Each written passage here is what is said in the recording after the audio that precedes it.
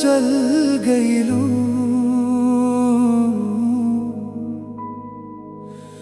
बाकिर तोहार याद आजो हमरा सांस में बसल बा। लोग कहेला समय हर घाव भर देला, लेकिन तोहरे बिना हर दिन एगो नया जख्म बन जाला। दर्द दिल के बढ़ा के गईलू, अखियन में सावन बसा के गईलू।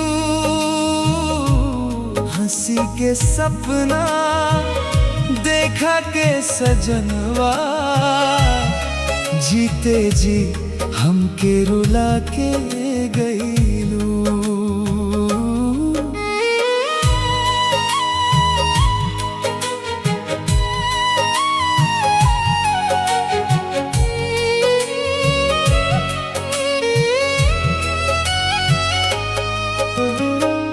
पहले पहले प्यार के बात अब बन गईल अधूरा जज्बात। तोहरे बिना सुना लागे जहान, टूट गईल हमार सब अरमान। चिट्ठियां ना आइल, खबरियों न मिलल, काहे सजनवा इतना बदलल। रात भर जागी भोर हो जाला, तोहार नामे दिल रो जाला।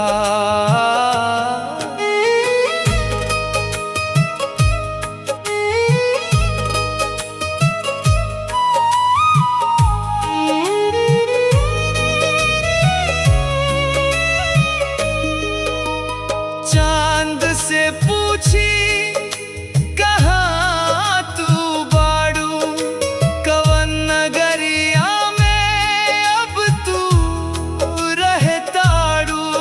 तारनियो चुप बा, हवा उदास, तोहरे बिना सुना हर एहसास। याद के दीपक रोज जराला, आंसू बन के मन बह जाला। टूटल सपना के का बताई, के करा से अब दर्द सुनाई। राह तकेले थक गईल अखिया, सूख गईल रो रो के पलकिया। किस्मत लिखल बिछड़ल कहानी, अधूरी रह गईल प्रेम निशानी। दिल के धड़कन तोहरे नाम,